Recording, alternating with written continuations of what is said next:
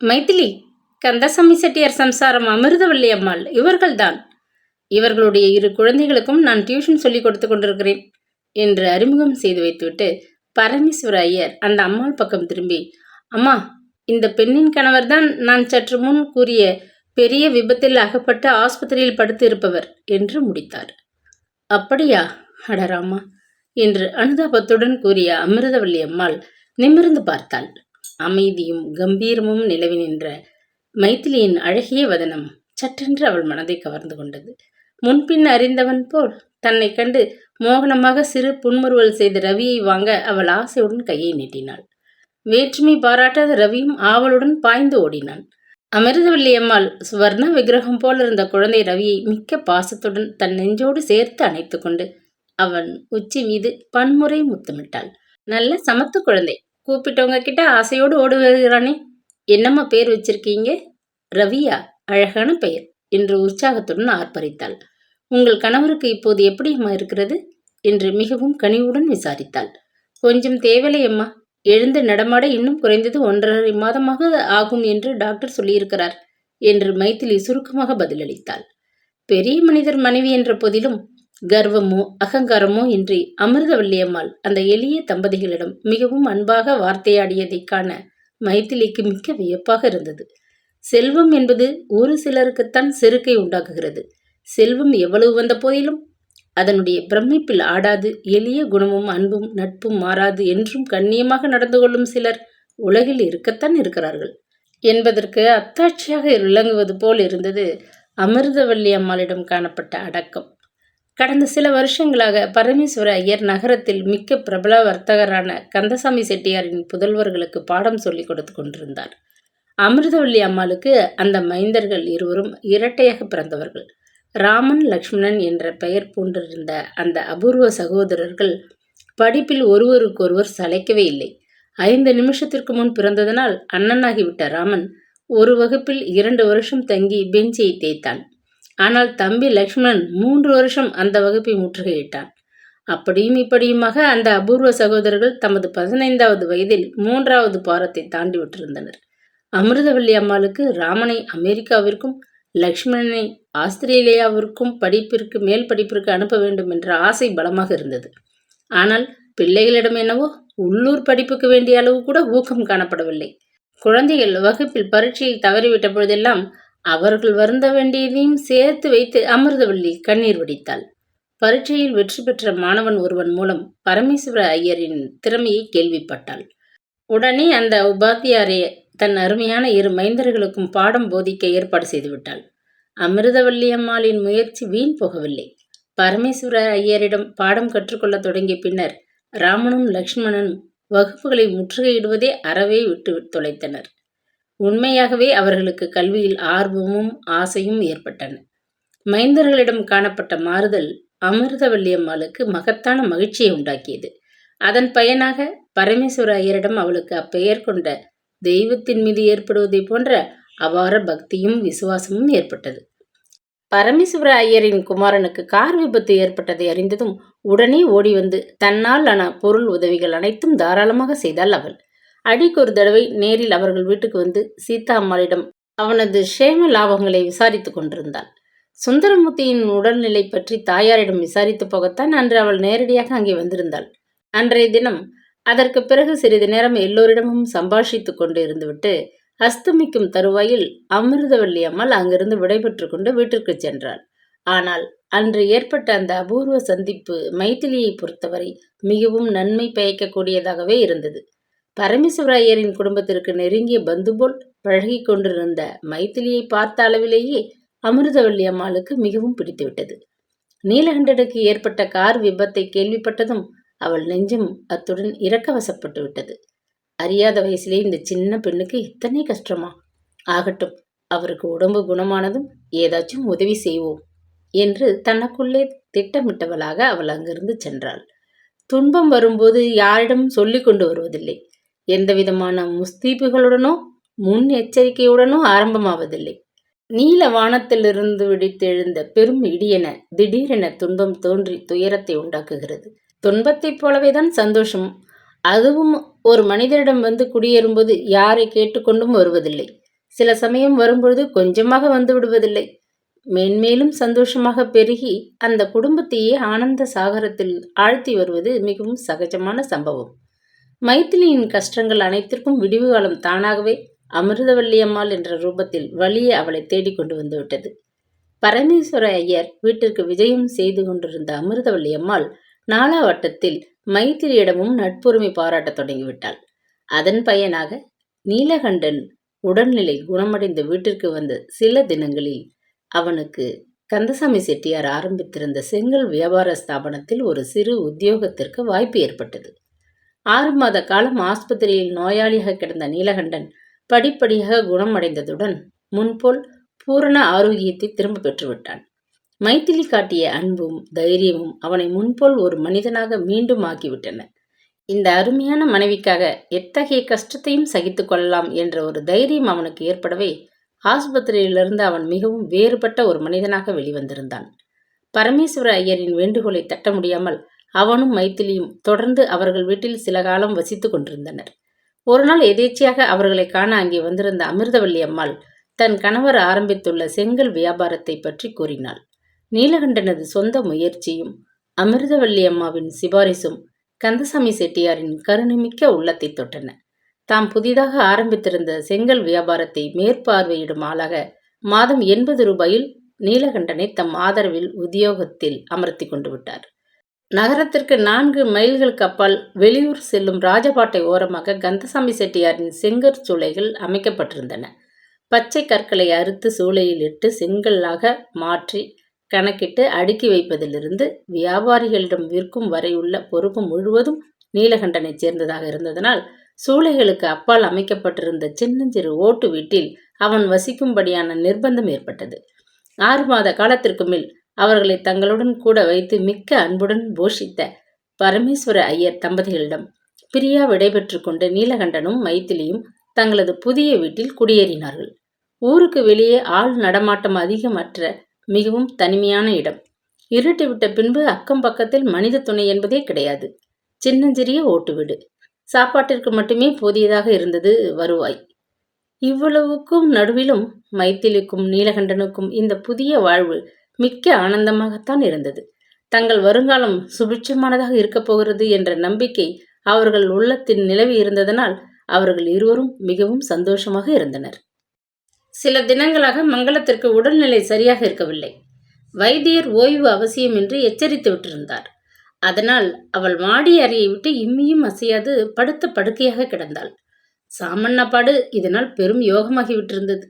அத்திப்பூ தற்போல் எஜமானியம்மாள் கீழே இறங்கி வந்து சமையற்கட்டிற்கு திடீர் பிரவேசம் செய்து தன்னை கண்காணிக்க கூடும் என்ற அந்த சிறு அச்சமும் அவனிடமிருந்து ஓடிவிட்டது. நிர்பயமாக அவன் வீட்டில் தெரிந்து கொண்டிருந்தான்.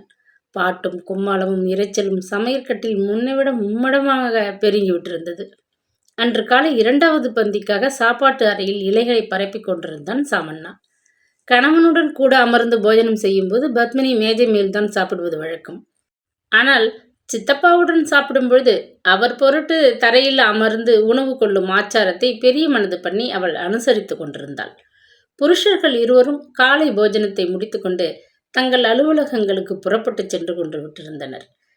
குழந்தை மாதவன் ஒரு வழியாக சாப்பாட்டை முடித்துக்கொண்டு பள்ளிக்கூடம் சென்று விட்டிருந்தான். 2வது பந்திக்கு எஞ்சியவர்கள் சித்தப்பாவும் பத்மினியும் தான். சாப்பாட்டு அறையின் வழுவழுப்பான பளிங்கு தரை மீது 2 பெரிய நுனி வாழை இலைகளை அடுத்தடுத்து விரித்துவிட்டு, டேய் ரங்கா, பலகை கொண்டு போடு, ஐஸ் தண்ணீர் எடுத்து வை என்று தனது உதவியாளருக்கு உச்சஸ்தாயில் உத்தரவிட்டான் சாமண்ணா. சித்தப்பாவும் பத்மினியும் சேர்ந்தாற்போல் அறைக்குள் பிரவேசிப்பதைக் கண்டதும் விரைந்து சென்று தலைக்கு மேல் தொங்கிக் கொண்டிருந்த மின்சார விசிறியை சுழல விட்டான். மேல் துண்டை உதறி ஜன்னல் சட்டத்தின் மீது போட்டுவிட்டு ரங்கன் சமையல் அறையிலிருந்து தூக்கமாட்டாது தூக்கி கொண்டு ஓடி வந்த உணவு தட்டுகளை தன் கையில் வாங்கி கொண்டு வேகமாக பரிமாறத் தொடங்கினான். இலையில் வந்து அமர்ந்த சித்தப்பா அவனை நிமிர்ந்து ஒரு முறை பார்த்துவிட்டு முகத்தை சுளுக்கினார். என்னப்பா இது, சமைக்கும் வேளையில் இந்த 7 சென்ட்டுகளை எல்லாம் ஏன் உபயோகிக்கிறாய்? ரசவாங்கி முழுவதும் நீ போட்டு கொண்டிருக்கிற சென்ட்டின் நாற்றம் அடிக்கிறதே என்று கடிந்து கொண்டார். சித்தப்பாவிடம் அப்படி ஒன்றும் அவனுக்கு பயம் இல்லை. எனினும் மிகவும் நடுங்கிவிட்டவன் போல் தனது ஸ்தூல சரீரத்தை ஒரு முறை குலுக்கி ஒரு அபிநயம் பிடித்தான். இனிமேல் இல்லை, மன்னிக்கணும் என்று கூறிவிட்டு வெற்றிலை காவி படிந்த தனது 32 பற்களையும் காட்டி புன்முறுவல் அளித்தான். பவ்யமாக வெள்ளி கிண்ணத்திலே மிளகு ரசத்தை நிரப்பி தன் முன் கொண்டு வந்து அவன் வைத்ததைக் கண்டதும் சித்தப்பாவின் கோபம் பஞ்சாக பறந்தோடிவிட்டது. ஒரு கிண்ணம் ரசத்தையும் ஒரே உறிஞ்சில் குடித்து முடித்துவிட்டு, மங்களத்திற்கு ஆகாரம் கொண்டு வைத்து விட்டாயிற்று அல்லவா என்று குறிப்பாக வினவினார். வீட்டின் சகல பொறுப்பையும் தமது வழுக்கை தலைமீது சுமந்து கொண்டு தவிப்பவர் போல் இந்த கேள்வியை கேட்டுவிட்டு அவர் இடது கையால் தலையை ஒரு முறை தடவி கொண்டார். ஐயே, போதுமே, அக்கா படுத்துக்கிற பாடு உடம்புக்கு வந்து விட்டதென்று இந்த 10 நாளும் அவர் அடிக்கிற கூத்து சகிக்கவில்லை என்று வெடுக்கென பதிலளித்த பத்மினி வாய் நிறைய பருப்பு சாதத்தை அடைத்துக் கொண்டு விழுங்கினாள். சித்தப்பாவின் முகபாவத்தில் தேங்கி நின்ற உற்சாகம் சாமண்ணாவிற்கு துணிச்சலை கொடுத்தது. அம்மாவுக்கு டயட் செய்து போட சாட்சாத் பீமசேனன் வந்து சேர்ந்தாலும் சரிப்பட்டு வராது போல இருக்கிறது. பார்லி கஞ்சி கொண்டு வந்து வைத்தால் இது வேண்டாம், புழுங்கல் அரிசி கஞ்சி தான் வேண்டும் என்கிறார்கள். எவ்வளவு சிரமப்பட்டு சமைப்பத்த போதிலும் நன்றாக இல்லை என்று குற்றம் கூறுகிறார்கள்.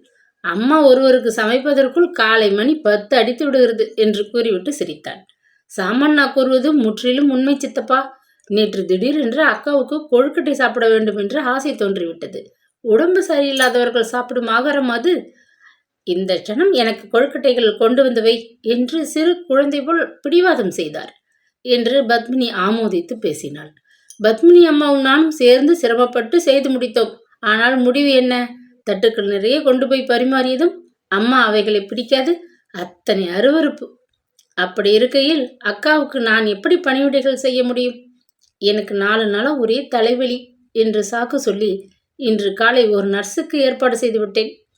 தம்பி மனைவி தானே பணிவிடை செய்யாது ஒரு தாதியை நியமித்து விட்டாள் என்று அக்காவுக்கு காத்தால பிடிச்சி ஒரே கோபம். என்னிடம் முகம் கொடுத்து கூட பேச பிடிக்காது, ஊரென்று இருக்கிறார் என்று அழுத்து கொண்டாள். சித்தப்பா திருப்தியாக சாப்பிட்டு விட்டு எழுந்தார். கையை கழுவிக்கொண்டு ஏப்பம் விட்ட வண்ணம் தாழ்வாரத்து ஊஞ்சலில் அமர்ந்து கொண்டார். பயபக்தியுடன் வெள்ளித்தட்டில் வெற்றிலை பையையும் வாசனை பாக்கையும் சுமந்து கொண்டு வந்து அவர் முன் வைத்துவிட்டு சாமண்ணா சற்று ஒதுங்கி நின்று கொண்டான். சித்தப்பாவும் பத்மினியும் தொடர்ந்து நிகழ்த்தும் சம்பாஷணையை கேட்க வேண்டும் என்ற ஆவல் அவனுக்கு. பத்மினி நாசுக்காக 2 வெற்றிலைகளுக்கு சுண்ணாம்பு தடவி வாயில் அடைத்துக்கொண்டு அருகில் இருந்த சாய்வு நாற்காலியில் போய் சாய்ந்து கொண்டாள். வெற்றிலை மீது படிந்திருந்த ஈரத்தை சுத்தப்படுத்துவதில் ஈடுபட்டிருந்த முத்துசுவாமியின் மூளையில் பற்பல யோசனைகள் கொடிகட்டி கிளம்பி கொண்டிருந்தன. பத்மினி, உனக்கு மங்களத்தின் மீது ஆசை அதிகம் இருந்த போதிலும் உன்னால் அவர்களுக்கு சிசுஷைகள் செய்வது என்பது முடியாத காரியம். நர்ஸுகளுக்கு இருக்கிற ஒரு திறமை நமக்கெல்லாம் வந்துவிடுமா என்ன? அவளை தனியே கவனிக்க ஒரு நல்ல தாதியை ஏற்பாடு செய்ததை கேட்டு எனக்கு மனசு நிம்மதியாகிவிட்டது. நானே சொல்ல வேண்டும் என்று இருந்தேன். மங்களத்தின் உடல்நிலையை பற்றி எனக்கு பூரா விபரமும் தெரியும். அதனால் என்று கூறிவிட்டு அர்த்த பாவத்துடன் அவளை பார்த்து விழித்தார். அம்மாவுக்கு என்ன உடம்பு என்று ஆவலுடன் குறுக்கே விசாரித்தான் சாமண்ணா. சித்தப்பா அவனை அசட்டையாக உற்று பார்த்தார். ஏண்டப்பா, நீ ஏன் பட்டினி கிடந்து உயிரை விடுகிறாய்? ஓடி ஆடி கொண்டிருந்தால்தான் எங்கள் பிழைப்பு ஒழுங்காக நடக்கும். நீ வேறு உடம்புக்கு வந்து படுத்து விடாதே. மங்களம் ஒருத்திக்காக வீட்டில் உள்ள நாங்கள் எல்லோரும் படுகிற கவலை போதும். நீ போய் காலகாலத்தில் வயிற்றுக்கு சாப்பிடு என்று அன்பு ததும்பும் குரலில் உத்தரவிட்டார். துண்டை உதறி மேலே போட்டுக்கொண்டு அசட்டு சிரிப்புடன் சாமண்ணா விடத்தை விட்டு அப்பால் சென்றதும் முத்துசுவாமி, பத்மினி, உனக்கு உலக விவகாரமே தெரியவில்லை. பச்சை குழந்தையாக இருக்கிறாயே. சாமண்ணா முன்போல் இல்லை. வர வர பெரிய சிஐடியாக மாறிவிட்டிருக்கிறான். நாம் பேசுவதை உற்று கவனித்து கொண்டிருந்து அப்போதைக்கப்போது மங்களத்திடம் பற்ற வைத்து கொண்டிருக்கிறான். அவன் முன் நீ முன்போல் அசட்டையாக ஏதும் பேசி வைக்காதே என்று எச்சரித்தார் தாழ்ந்த குரலில். என்னமோ சித்தப்பா, எனக்கு ஒன்றும் பிடிக்கவே இல்லை. இந்த வீட்டில் வேறு நல்ல சங்கதியே கேட்டோம் என்றதே கிடையாது. சதா சர்வ நாளையும் அக்காவின் உடம்பை பற்றியும் மருந்துகளை பற்றியும் தான் பேச்சு என்றால் யாருக்குத்தான் வாழ்க்கை ரசிக்கும் சொல்லுங்கள் என்று அழுத்து கொண்டாள் பத்மினி. அசடே, பொறுமையாக கொஞ்சம் காலம் பல்லை கடித்து கொண்டு இரு. அதன் பயன் மகோன்னதமாக இருக்கப் போகிறது. இந்த சித்தப்பா பேச்சை கேட்ட எவரும் இதுவரை வீணானதில்லை என்று சவால் விட்டுவிட்டு லேசாக நகைத்தார். என்னமோ சித்தப்பா, நீங்கள் புதிர் போட்டு பேசுகிறீர்கள். உங்கள் பேச்சின் அர்த்தம் யாருக்கு இங்கே விளங்குகிறது என்று சிறிது மனத்தாங்களுடன் பகர்ந்த பத்மினி வெற்றிலேயினால் சிவந்த தனது உதடுகளை குவித்து கொண்டு சூழ் கொட்டினாள். ஊஞ்சலின் ஓரத்திற்கு நகர்ந்து உட்கார்ந்து கொண்ட முத்துசுவாமி தொண்டையை கனைத்தார். சுற்றுமுற்றும் கவனித்துவிட்டு மிகவும் தாழ்ந்த குரலில், மங்களத்துக்கு வந்திருக்கிற உடல் நோய் எப்பேற்பட்டது தெரியுமா? டாக்டரை மிகவும் ரகசியமாக விசாரித்தேன். லிவர் கெட்டுவிட்டிருக்கிறது என்று சொல்கிறார் அவர். அதனால் என்று பொருள்பட கூறிவிட்டு நிறுத்தினார். முகத்தை குலுக்கிவிட்டு பத்மினி புன்முறுவல் செய்தாள். சித்தப்பா, இப்படித்தான் மாதவனை பற்றியும் சொன்னீர்கள். ஆனால் நடந்ததென்ன? எலும்பும் தோளுமாக கிடந்த அந்த பையன் இந்த சில மாதங்களில் பலூனாக ஊதிவிட்டான். இவ்வளவிற்கும் உடம்பு தேறுவதற்கு என்று எந்த விதமான மருந்தும் நாம் அவனுக்கு வாங்கி கொடுக்கவில்லை. அதனால் அக்காவுக்கு வந்திருக்கிற உடல் நோய் இப்படித்தான் இருக்கும் என்று என் நம்பிக்கை. இவ்வளவு பணத்தையும் நகைகளையும் ஆசியையும் விட்டு அக்கா லேசில் போய்விடுவார் என்று நீங்கள் நம்புகிறீர்களா? முந்தா நாள் புதிதாக பீரோவில் செய்து வைத்த நீலக்கல் நெக்லஸை நினைத்து கொண்டாலும் போதும், யமபட்டணம் வரை போயிருக்கும் உயிர் ஓடோடியும் திரும்ப வந்துவிடும் என்று அலட்சியமாக பேசினாள். மாதவன் விஷயம் வேறு, மங்களத்தின் விஷயம் வேறு. மாதவன் பச்சை குழந்தை, வளர்கின்ற பருவம். அதனால் உடம்பு சட்டென தானாகவே தேறிக்கொண்டு விட்டது. ஆனால் மங்களத்திற்கு வயதான தளர்ந்த உடல். இதிலிருந்து தேறி மறுபடி அவள் நல்ல ஆரோக்கியத்தை எய்துவாள் என்ற நம்பிக்கை எனக்கு கிடையாது. இவ்வளவு நாள் பொறுமையாக இருந்த நீ ஏன் இப்படி பதட்டக்காரியாக மாறிவிட்டாய்? உன் போக்கு எனக்கு அதிசயமாக இருக்கிறது என்றார் கொஞ்சம் கோபத்துடன் சித்தப்பா. வேலைக்காரி போல் அக்காவின் ஏவலுக்கு அடிபணிந்து கிடக்கும் இந்த வாழ்வு எனக்கு அழுத்து விட்டது. நமக்கு என்று ஒரு வீடு, நமக்கு என்று ஒரு வாழ்வு எப்பொழுது காணப்போகிறோம் என்ற ஏக்கத்தில் என் மனம் சுக்கு தொகலாக வெடிக்கிறது சித்தப்பா என்று கூறிவிட்டு துக்கத்தில் திணறினாள் பத்மினி. நீடித்து பங்களா பவனத்தில் தங்க வேண்டுமானால் பத்மினியின் தயவும் சித்தப்பாவுக்கு வேண்டியதாக தான் இருந்தது. ஆகவே அவர் தமக்குள் எழுந்த கோபத்தை அடக்கிக் கொண்டு, அவசரப்படாதே பத்மினி, மிக விரைவில் நீ இந்த வீட்டின் எஜமானியாக விடுவாய். மங்களத்திற்கு பிறகு இந்த சொத்து சுகம் அனைத்தும் உன்னுடையது தானே என்று அவளது பேராசைக்கு தூபம் போட்டார். அக்கா மனசு குரங்கு போன்றது. இன்றைக்கு ஒரு தினசு, நாளைக்கு ஒரு மாதிரி என்று மாறிக்கொண்டு போகும். அவருக்கு பின் இதையெல்லாம் எனக்குத்தான் கொடுத்து விட்டு போவார் என்பது என்ன நிச்சயம்? மேலும் அவர் ஆஸ்தியை ஆளத்தான் அருமையாக பிறந்து வளர்கிறானே ஒரு பையன் என்று சலிப்பாக பேசினாள். வண்டியில் கட்டியதும் பின்னால் சென்று சண்டித்தனம் செய்யும் குதிரை போல் அடிக்கடி பத்மினி சித்தப்பாவின் சூழ்ச்சிகளுக்கு ஒத்து வராது முரண்டு பிடித்து கொண்டிருந்தாள். அதுவும் சமீப காலத்தில் அவளுக்கு ஆந்திர அழகி நரசம்மாவின் மூலம் சிநேகிதர்கள் பலர் பெருத்து விட்டனர். ஸ்ரீகாந்தன் கம்பெனியில் வேலை பார்த்து வந்த சிப்பந்திகள் அனைவரின் மனைவிமார்களும் அவளிடம் ஒருவர் பின் ஒருவராக தாமாகவே அறிமுகம் செய்து கொண்டு சிநேகிதமாகியிருந்தனர். அதன் பயனாக பத்மினி முன்போல் நாளின் பெரும் பாகத்தை வீட்டிலேயே சித்தப்பாவுடன் சதி ஆலோசனை செய்வதில் கழித்து கொண்டிருக்காது சினிமாவுக்கு போவதிலும் விருந்து சாப்பிடுவதிலும் உல்லாசமாக கழித்து கொண்டிருந்தாள். பத்மினியின் இந்த போக்கு மங்களத்திற்கு பிடிக்கவே இல்லை. சித்தப்பாவுக்கும் பிடிக்கவில்லை. ஆனால் மங்களத்தை போல் முத்துசுவாமி தமது அதிருப்தியை வார்த்தைகளால் வெளியிட பயந்து கொண்டு வாளா இருக்க நேர்ந்தது. எப்படியாவது தமது சாகச பேச்சுகளால் முரண்டி கொண்டு செல்லும் இந்த அசட்டு பெண்ணை தமது ஆலோசனைக்கு ஒத்து போகும்படி செய்துவிட முடியும் என அவர் திடமாக நம்பினார். ஆகவே அவர், பத்மினி, நான் சொல்வதை காதில் வாங்கிக்கொள். மாதவன் சிறு குழந்தை. மங்களத்திற்கு ஏதேனும் ஒன்று நேர்ந்துவிட்டால் மாதவன் உன் வசத்தில்தான் ஒப்படைக்கப்படுவான். மாதவனுக்கு கார்டியனாக இருக்கும் சமயம் நீ மனசு வைத்தால் பணமா சம்பாதிக்க முடியாது என்று கேட்டார் முடிவில். பத்மினி யோசித்து பதில் சொல்லும் முன் வேலைக்கார பையன் காலை வந்த தபால்களை கொண்டு வந்து அவர்கள் முன்னிலையில் வைத்தான். தனக்கு ஏதேனும் கடிதம் வந்துள்ளதா என்று கிளறிக் கொண்டிருந்த பத்மினி ஸ்ரீமதி மங்களம்மாள் என்ற பெயர் கொண்ட அந்த கடித உரையை கண்டதும் திடுக்கிட்டு கையில் எடுத்தாள். அருகில் வந்து எட்டி பார்த்த சித்தப்பாவின் முகம் வெளிரடைத்து போயிற்று. மைத்திலி எழுதியிருக்கிறாள் போலிருக்கே என்று ஆச்சரியத்துடன் கூவி அவர் அதை வாங்கி பிரித்து படிக்கல் ஊற்றார். அன்புள்ள அக்காவுக்கு மைத்திலி அநேக கோடி நமஸ்காரம் செய்து எழுதி கொண்டது. குழந்தை ரவிக்கு நாளை வெள்ளிக்கிழமை என்று பிறந்த நாள் வருகின்றது. நமக்குள் இதுவரை நடந்துள்ள வேற்றுமைகளை தாங்கள் இது சமயம் பாராட்டாது வந்து குழந்தையையும் என்னையும் ஆசீர்வதிக்க வேண்டும் என்று மிகவும் கேட்டுக்கொள்கிறேன். போன வருஷம் உங்கள் தம்பி ஒரு பெரிய கார் விபத்திலிருந்து தெய்வாதீனமாக உயிர் தப்பினார். தற்சமயம் அவர் பிரபல வியாபாரி கந்தசாமி செட்டியார் அவர்களின் செங்கல் சூளையில் மேற்பார்வை உத்தியோகஸ்தராக வேலை பார்த்து வருகிறார். விலாசத்தை மேலே எழுதியிருக்கிறேன். தாங்கள் நடந்து போன அனைத்தையும் மறந்து மன்னித்து விட்டதாக ஒரு வார்த்தை எழுதினால் நான் குழந்தையை எடுத்துக்கொண்டு நேரே உங்களை பார்க்க ஓடி வந்து விடுவேன். அன்புள்ள அக்கா, உங்களை விட்டு வெளியேறும்போது தம்பி மிகவும் பதட்டமாகத்தான் இருந்தார்.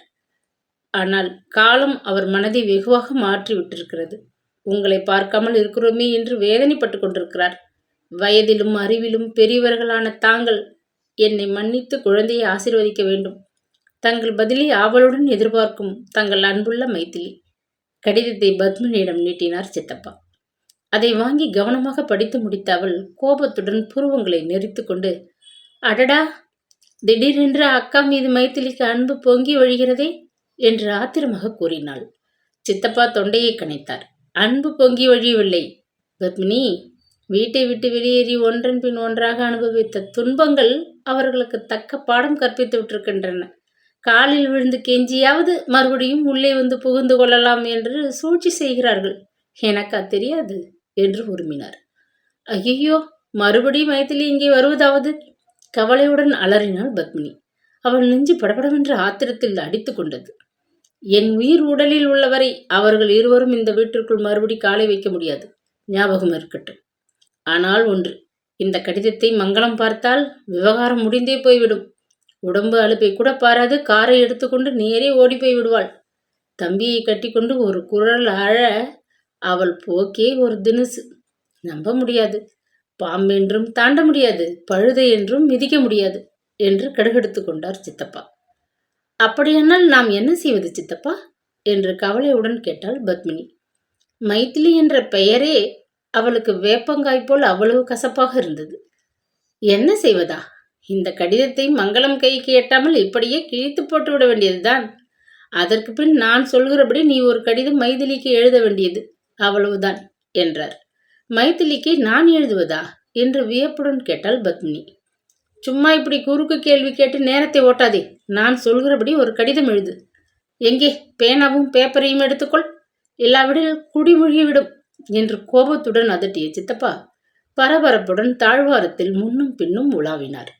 மைதிலியின் கடிதம் அவரது கைகளில் சில வினாடிகளில் சுக்கள் சுக்களாக கிழிந்து உருக்குலைந்து போயிற்று.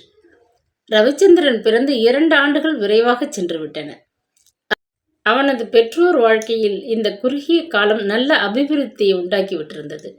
தாம் ஆரம்பித்த செங்கல் வியாபாரம் நாளடைவில் பெருகி மிகவும் பிரபலம் அடைந்து விட்டதனால் கந்தசாமி செட்டியார் மனம் மகிழ்ந்து நீலகண்டனின் சம்பளத்தை படிப்படியாக உயர்த்தி விட்டிருந்தார். 2வது வருஷ ஆரம்பத்தில் அவனது மாதச் சம்பளம் 300 ரூபாய் அதிகரித்து விட்டிருந்தது. எனினும் மைதிலி ஆரம்பத்தில் கடைபிடித்த சிக்கன வாழ்க்கையிலிருந்து சிறிதும் மாறவே இல்லை. ஆடம்பரமான ஆடைகள், நகைகள் இவற்றின் மீது பணத்தை விரயம் செய்யாது வாழ்க்கையின் முக்கிய தேவைகளுக்கு மட்டுமே செலவிட்டு மீதியை தங்கள் வருங்காலத்திற்கு சேமிப்பதில் மிகவும் முனைந்திருந்தாள். அதனால் அவளது தோற்றத்தில் எளிமை நிறைந்திருந்தது. அன்று மருதின் ரவிச்சந்திரனின் 2வது பிறந்த நாள். குழந்தைக்கு புதிய சட்டை ஒன்று வாங்கவும் மறுநாள் விசேஷத்திற்கு வேண்டிய சில ஜாமான்களை வாங்கி போகவும் அவள் அன்று காலையிலேயே நகரத்திற்கு வந்திருந்தாள். நீலகண்டன் உணவருந்தி வேலையை கவனிக்கச் சென்ற பின் குழந்தை ரவியை எடுத்துக்கொண்டு நகரத்திற்கும் வெளியூர்களுக்கும் இடையே போய் வந்து கொண்டிருந்த ஒரு பஸ்ஸில் புறப்பட்டு நகரத்திற்கு வந்திருந்தாள். நேரே அவள் தங்கள் குடும்பத்தின் நெருங்கிய சிநேகிதர்களான பரமேஸ்வர ஐயர் தம்பதியின் வீட்டிற்கு வந்திருந்தாள். தன் மகன் சுந்தரமூர்த்தியை ஆபீஸிற்கு அனுப்பிய பின்பு சீதாம்மாள் தன் கணவருடன் கடைத்தெருவுக்கு மைதிலிக்கு துணையாக கிளம்பினாள்.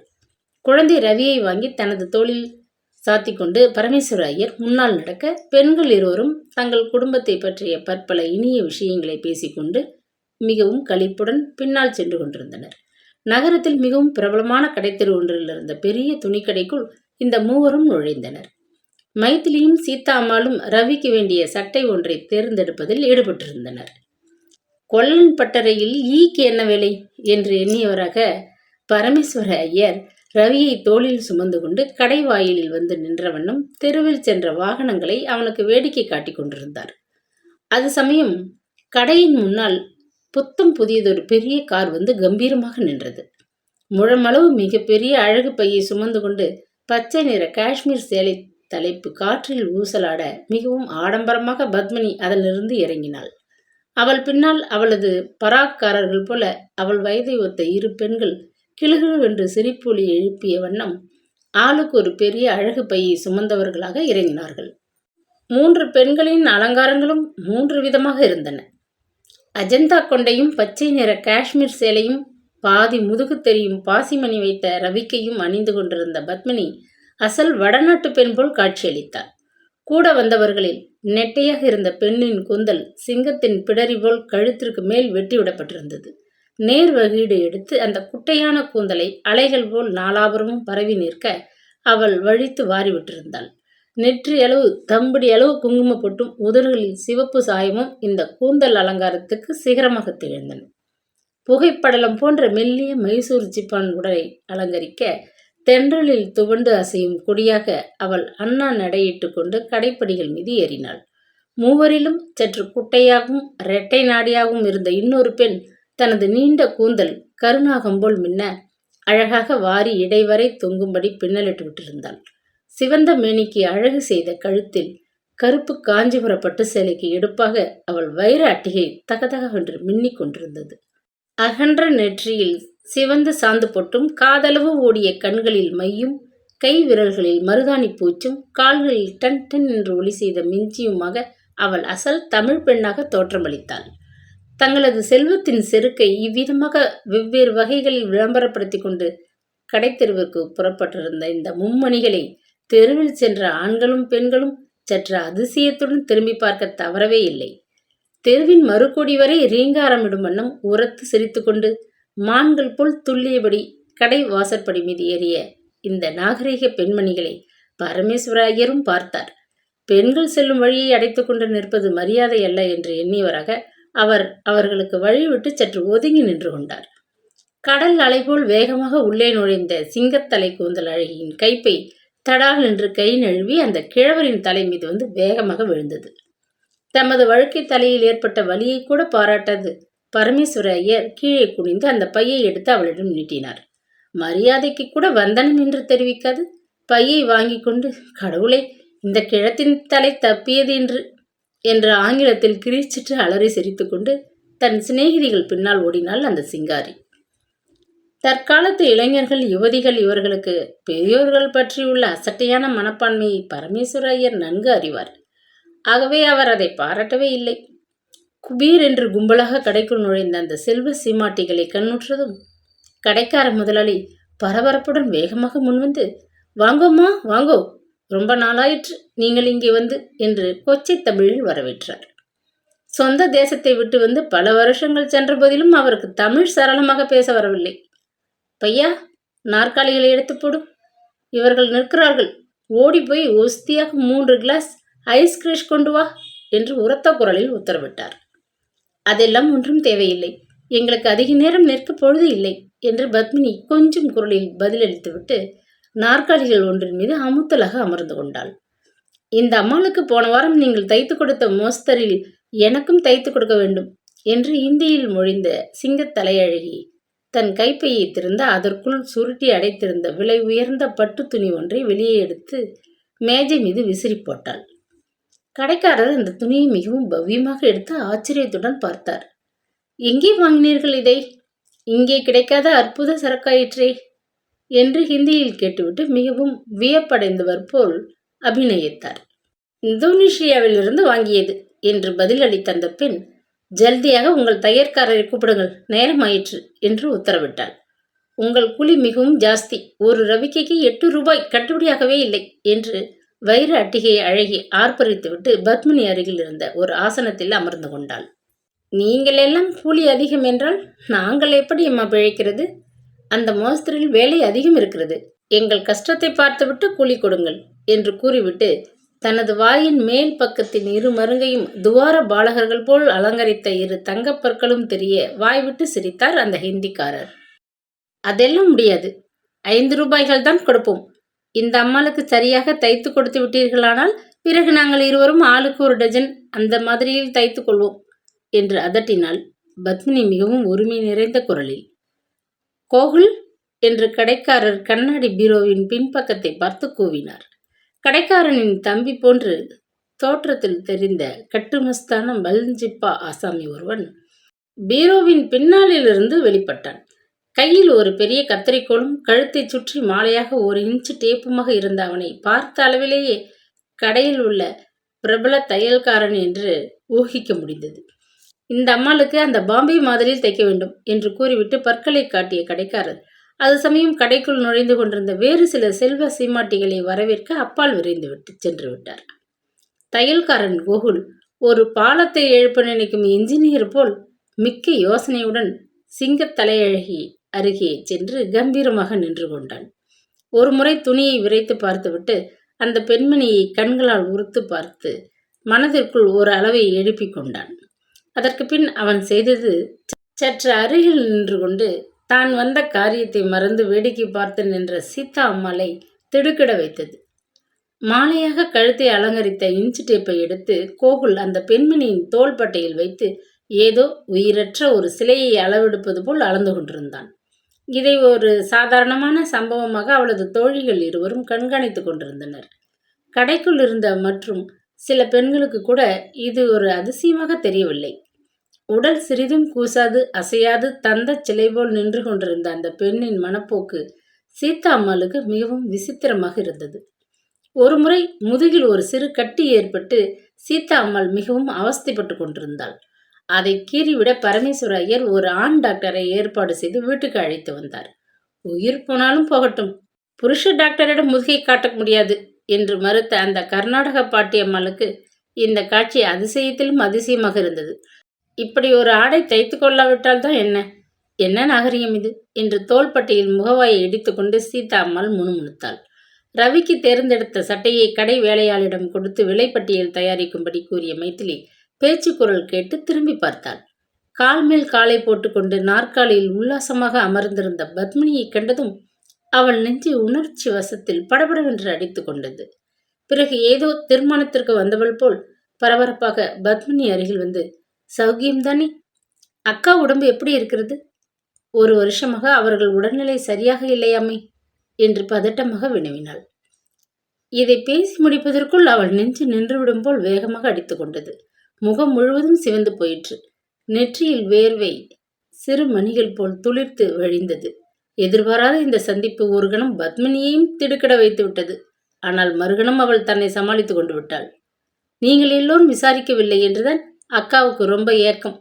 ஏன், சில மாதங்களுக்கு முன் எழுதியிருந்த கடிதம் கிடைத்திருக்குமே, அதிலிருந்தே தெரிந்து கொண்டிருக்கலாமே என்று மிகவும் கேலியும் குரோதமுமாக கேட்டாள். அவமானத்தினால் மைத்திலியின் உடல் கூனி குறுகிவிட்டது. நெஞ்சை துக்கம் அடைத்துக் கொள்ளவே, ரவிக்கு நாளைக்கு 2வது பிறந்தநாள் வருகிறது என்று சொல்லிவிட்டு திணறினாள். போன வருஷம் கடிதம் போட்டோம், இந்த வருஷம் நேரில் வந்து அழைக்கலாம் என்ற திட்டமோ? என்னிடம் வந்து நீங்கள் யாரையும் பற்றி விசாரிக்க வேண்டிய அவசியமில்லை என்று வெடுக்கென்று பதிலளித்துவிட்டு பத்மினி அங்கு இருக்க பிடிக்காதவள் போல் குதித்து கொண்டு எழுந்து நின்றாள். வாருங்கள் போவோம், கிளம்பின வேலை சரியில்லை போலிருக்கு என்று சிநேகிதிகளிடம் கடுத்து கொண்டாள். தொடர்ந்தாற்போல் ஓரகத்திகள் இடையே நடந்த சம்பாஷணை மற்ற 2 பெண்களுக்கும் நன்றாக காதில் கேட்கவில்லை. எனவே அவர்கள் ஆவலினால் சிரம் வெடித்து விடும் போல் துடித்தார்கள். யார் அந்த பெண்மணி என்று கேட்டாள் வைர அட்டிகைக்காரி தாழ்ந்த குரலில். உங்கள் வீட்டில் இருந்த பழைய வேலைக்காரியா? ஏதாவது யாசகம் கேட்டிருப்பாள் என்று ஆங்கிலத்தில் கூறிவிட்டு கழுக்கென்று சிரித்தாள் சிங்கத்தலை அழகி. ஆமாம், ஒரு விதத்தில் அவள் எங்கள் வீட்டு பழைய வேலைக்காரிதான். அதெல்லாம் பெரிய கதை, வாருங்கள் சொல்கிறேன் என்று மைத்திலி காதில் விழும்படி உறக்க வேண்டுமென்று விஷமமாக கூறிய பத்மினி கடைக்காரருக்கு ஒரு நமஸ்தை போட்டுவிட்டு வந்த வேகத்திலேயே அலைபோல் சப்தமும் எழுப்பிக் கொண்டு தன் தோழிகளுடன் வெளியேறினாள். கடையிலிருந்து வெளியே வந்த மைத்திலி மிகவும் முகவாட்டமுற்றிருப்பதை கண்ணுற்ற சீதா அம்மாள் ஆவலுடன், என்னம்மா மைத்திலி, என்ன நடந்தது? அந்த பச்சை புடவைக்காரி யார் என்று கேட்டாள். மாமி, அவள்தான் என்னுடைய ஓரகத்தி பத்மினி.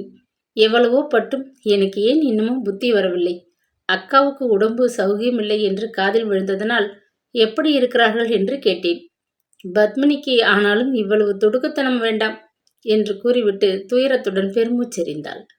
தெருவில் நின்று கொண்டு கண்ணீர் விட்டால் பார்ப்போரின் பரிகாசத்திற்கு இடமாகும் என்று அஞ்சி நெஞ்சை கிளறிக்கொண்டு எழுந்த துக்கத்தை சிரமப்பட்டு அவள் அடக்கி கொண்டாள். சற்று முன் வந்த காரில் இறங்கிய அந்த பெண், உங்கள் ஓரகத்திய அம்மா என்று ஆச்சரியத்துடன் பரமேஸ்வர ஐயர் கேட்டார். 2 வருஷங்களுக்கு மேல் ஆயிற்று. நாங்கள் மங்கள பவனத்தை விட்டு வெளியே வந்து எதேச்சையாக பத்மினியை இன்று கடையில் சந்திக்க நேர்ந்தது. காலம் ஒரு சமயம் அவள் மனதை மாற்றி இருக்கும் என்று எண்ணி க்ஷேமம் விசாரிக்க நானே வழியே சென்றேன். அதற்கு நல்ல பரிசு கிடைத்தது என்று கூறிவிட்டு மிகவும் வருந்தினாள் மைதிலி. கடந்த வருஷம் ரவியின் பிறந்த நாளன்று ஒரு கடிதம் எழுதி இருந்தாளே, அதை படித்த பிறகு கூட நீங்கள் அவளை பற்றி அறிந்து கொள்ளவில்லை என்றால் எனக்கு மிகவும் ஆச்சரியமாக இருக்கிறது என்று குறிப்பாக கூறினார் பரமேஸ்வர ஐயர். பத்மினியை அவர் அதுவரை நேரடியாக பார்த்தவர் அல்ல. மைத்திலி மூலமாக சிறிது கேள்விப்பட்டிருந்தார். ஆனால் ரவியின் பிறந்த நாள் அன்று விருந்து சாப்பிட வந்திருந்த சமயம் தபால்காரன் கொண்டு வந்து அந்த கடிதத்தை அவர் வருஷம் 1 ஆகியும் மறக்கவே இல்லை. அக்கடிதத்தை படித்த பின் அவருக்கு பத்மினியை பார்க்க தேவையிருக்கவே இல்லை. அவள் தோற்றத்தில் எப்படி இருப்பாள், குணத்தில் எப்படிப்பட்டவள் என்று ஊகிக்க அந்த கடிதத்தில் கண்ட சில வார்த்தைகளே போதுமானவையாக இருந்தன. அவரது ஊகம் 100க்கு 100 சரிதான் என்பதை அன்று கடையில் அவளை நேரில் கண்டதும் உணர்ந்து கொண்டார். சித்தப்பாவின் ஆலோசனைப்படி எழுதி முடித்த அந்த கடிதத்தை பத்மினி உடனே தபாலில் போட்டுவிடவில்லை. ரவியின் பிறந்த நாளன்று கிடைக்கும்படி வேண்டுமென்றே ஒரு தினம் தாமதித்து அதை தபாலில் சேர்த்திருந்தாள். தன் ஓரகத்தை வறுமையிலும் சந்தோஷமாக இருப்பதை அறிய அவளுக்கு அத்தனை துவேஷம். அந்த கடிதம் மிகவும் சில வரிகளேதான் கொண்டிருந்தது. ஆனாலும் ஒவ்வொரு வார்த்தையிலும் விஷம் தேங்கியிருந்தது. கடிதம் கிடைத்தது. ஆனால் இக்கடிதம் வராதிருந்தால் மெத்த நலமாக இருந்திருக்கும். அத்திம்பேரிடம் நீங்கள் நடந்து கொண்ட ஆபாசமான முறைக்கு பிறகு அக்காவிற்கு தங்கள் முகத்தை பார்க்கவும் அருவருப்பாக இருக்கிறதாம். தனக்கு ஒரு தம்பி இருப்பதாகவே அக்கா நினைத்தால் தானே மறுபடியும் நாம் அனைவரும் ஒன்று சேருவதற்கு. தனது மூத்த தம்பி 1 வருஷத்துக்கு முன்பே இறந்து விட்டதாக அக்கா கருதுகிறார்கள். கடிதம் போட்டு தமது மனச்சஞ்சலத்தை அதிகப்படுத்த வேண்டாம் என்று எழுதச் சொன்னார்கள். அவர்களுக்கு நேரடியாக கடிதம் எழுத விருப்பம் இல்லாததனால் நான் அவர்களுக்கு பதிலாக எழுதினேன். இப்படிக்கு பத்மினி என்றிருந்த அக்கடிதத்தை படித்துவிட்டு மைதிலி விசித்து விசித்து அழ ஆரம்பித்தாள். விருந்து சாப்பிட வந்திருந்த பரமேஸ்வர ஐயர் குடும்பத்தவர்களும் அவளது வருத்தத்தை கண்டு கலங்கிவிட்டனர். நீலகண்டனுக்கு அக்கடிதம் எல்லையில்லா கோபத்தை கொடுத்தது.